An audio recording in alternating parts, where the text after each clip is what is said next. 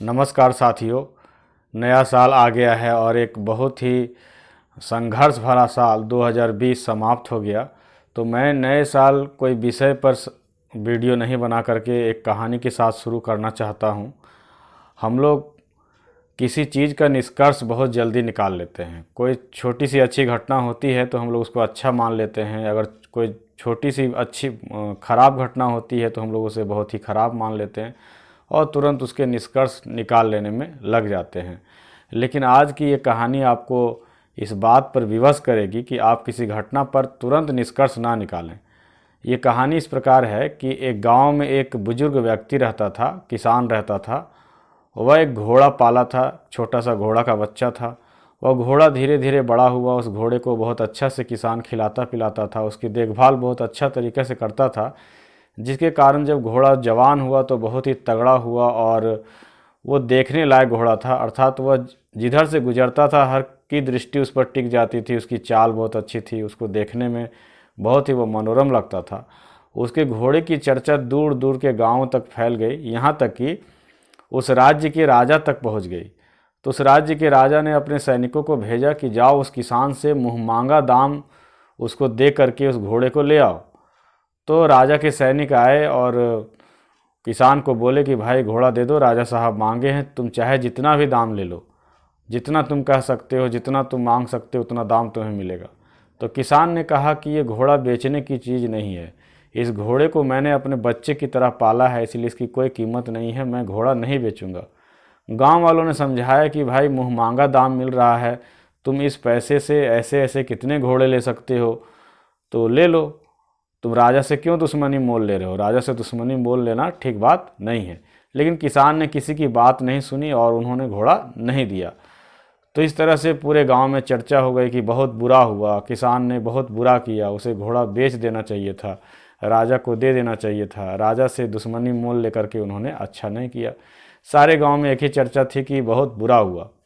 लेकिन कुछ दिन के बाद किसान का घोड़ा जो है वो भाग गया। और भाग गया तो लोगों ने फिर बोला कि ये तो और भी बुरा हुआ, एक तो राजा से भी पंगा ले लिया और दूसरा वो घोड़ा भी भाग गया। राजा ये किसान को लगता है कोई बुद्धि वगैरह नहीं है, ये तो बहुत ख़राब हुआ। जो भी पैसा आने वाला था, जो भी मान सम्मान आने वाला था, राजा के तरफ से कुछ इज्जत मिलता किसान को, हमारे गांव का भी नाम होता, वो सब समाप्त हो गया। तो सभी ने ये कहा कि यह तो पहले तो बुरा हुआ था लेकिन अब तो बहुत ही ख़राब हुआ। लेकिन थोड़े दिन के बाद वह घोड़ा अपने साथ 3-4 घोड़े जंगली घोड़े को लेकर के आया। इस प्रकार से 3 और 1 4 घोड़े उसके पास हो गए। तो सारे गांव के लोगों ने बोला कि अरे हम लोग नहीं समझ पाए, ये किसान जानता था, ये बहुत ही सयाना किसान है, ये बहुत ही अच्छा हुआ। अब इसके पास 1 घोड़ा था, अब 4 घोड़े उसके पास हो गए। तो सारे गांव में चर्चा हो गई कि अरे बाप रे, किसान तो बहुत ही सयाना था, हम लोग तो जानते ही नहीं थे, इसके 4 घोड़े आने वाले थे, इसके कारण से इन्होंने घोड़ा नहीं बेचा। अब कोई भी घोड़ा राजा को दे देगा, राजा भी खुश हो जाएगा और इनके पास जो 3-4 घोड़े वो भी रह जाएंगे। पूरे गांव में एक ही चर्चा थी कि बहुत ही अच्छा घटना हुआ, किसान ने राजा को घोड़ा नहीं दे करके बहुत अच्छा काम किया। तो अब घोड़े जो 3 घोड़े एक्स्ट्रा आए थे वो जंगली थे, उन घोड़ों पर घुड़सवारी करना मुश्किल था जब तक उसे साधा ना जाए। तो किसान और किसान का बेटा दोनों मिलकर उन 3 अन्य घोड़ों को भी साधना शुरू किया। घोड़ों को साधते साधते किसान का बेटा क्या हुआ, अचानक से एक जंगली घोड़ा उसे उठाकर पटक दिया और उस किसान के बेटे की दोनों टांगें टूट गई। उसके प्लास्टर लगे, 6 महीने के लिए वो उसे बेड रेस्ट लिख दिया गया।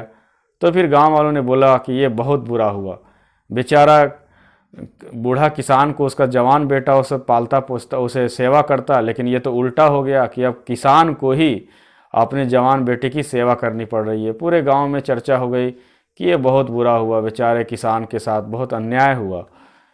लेकिन थोड़े दिन के बाद उस राज्य में युद्ध छिड़ा और उस युद्ध में बहुत सारे सैनिक मारे गए।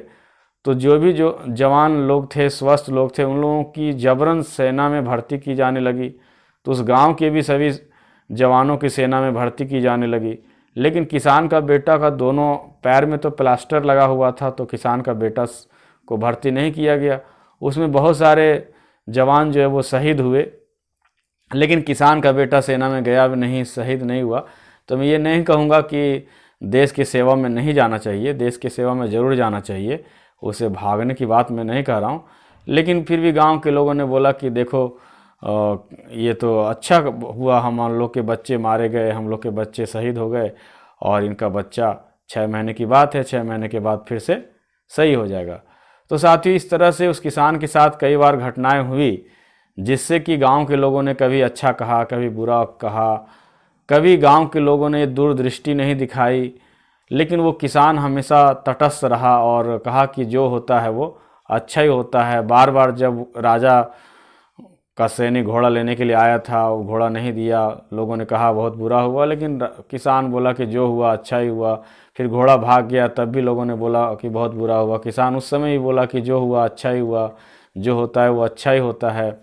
फिर उसके किसान के बेटे की पैर टूट गई, उसमें भी उन्होंने यह बोला कि जो होता है वो अच्छा ही होता है। तो किसान बहुत ही दूरदृष्टि वाला था, रहस्यवादी था, जबकि गांव के लोग जो थे वो तुरंत ही निष्कर्ष निकाल लेने वाले थे, उसकी दूरदृष्टि नहीं थी। साथ ही इस प्रकार हमारे जीवन में, हमारे आसपास में, हमारे दोस्तों के साथ, हमारे रिश्तेदारों के साथ बहुत सारी घटनाएं होती है, और हम लोग समझते हैं कि ये बहुत बुरा हुआ या बहुत अच्छा हुआ, लेकिन भविष्य में क्या होने वाला है यह किसी को मालूम नहीं है।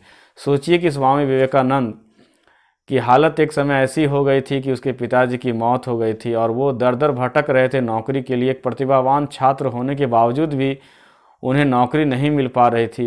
वो रामकृष्ण परमहंस के पास गए थे, दक्षिणेश्वरी काली, और वहाँ पर उन्होंने कहा था परमहंस देव ने कि काली माँ से जो मांगना है मांग लो, अपना धन संपत्ति वगैरह मांग लो। लेकिन वो धन संपत्ति वगैरह नहीं मांग करके भक्ति वगैरह मांग के चले आए।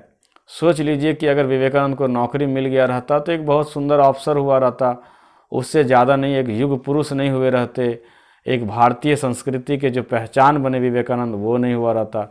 एपीजे अब्दुल कलाम पायलट की परीक्षा देने गए थे, उनमें उनका अंतिम दौर में चयन नहीं हो सका। मान लीजिए कि अगर एपीजे अब्दुल कलाम का चयन हो गया रहता तो वो अधिक से अधिक पायलट होता। आज कितने लोगों को, कितने पायलट का नाम आप जानते हैं। फिर वो भाग करके ऋषिकेश गए। ऋषिकेश में वहाँ पर किसी साधु ने उनसे कहा कि बेटा तुम पायलट नहीं बने, लेकिन तुम्हारे नसीब में कुछ बड़ा बनने का है। और बाद में चल के उन्होंने इंजीनियरिंग की, वैज्ञानिक बने, और फिर मिसाइल मैन के नाम से प्रख्यात हुए, और उसी के कारण उन्हें राष्ट्रपति का पद भी दिया गया। तो इस प्रकार बहुत सारे महापुरुषों के जीवन में हम लोग देखते हैं कि वो जो होना चाहते थे, जो वो करना चाहते थे, वो नहीं कर पाए, लेकिन भविष्य ने उनसे भी बड़ा, जो उन्होंने सोचा था उससे भी बड़ा काम कराया। तो साथियों, हमें तुरंत निष्कर्ष निकाल करके हताश या निराश नहीं हो जाना चाहिए। अगर हमें एक असफलता मिलती है तो यह सोचकर निराश नहीं होना चाहिए कि ये परमानेंट है। न सफलता परमानेंट होती है, न असफलता परमानेंट होती है। दुनिया में कोई भी चीज़ अस्थायी नहीं है साथियों, लेकिन हमारा कर्म है संघर्ष करते रहना, कर्म करते रहना। कर्म के सिवा हम लोग नहीं जान सकते हैं कि भविष्य में क्या होने वाला है, क्योंकि आप सड़क पर भी चलते हैं तो आज तक कोई भी ऐसी सड़क आपको नहीं मिली होगी जो 1 किलोमीटर या 2 किलोमीटर भी सीधी दिखती हो। तो सड़कें जब इतनी टेढ़ी मेढ़ी हैं तो समझ लीजिए कि भविष्य की जो राह है वो कितनी टेढ़ी मेढ़ी है, और टेढ़ी मेढ़ी राह में अगले मोड़ में क्या होने वाला है वो किसी को मालूम नहीं होता। तो साथियों, हम लोग तुरंत निष्कर्ष ना निकालें, बल्कि ईश्वर पर आस्था रखें और अपनी मेहनत पर विश्वास रखें। तो ये कहानी आपको कैसी लगी आप कमेंट बॉक्स में ज़रूर लिखिएगा। अगर अच्छी लगी हो तो अपने मित्रों को शेयर कीजिएगा। तो मिलते हैं इसी प्रकार के मोटिवेशनल वीडियो में, तब तक के लिए जय हिंद, जय भारत।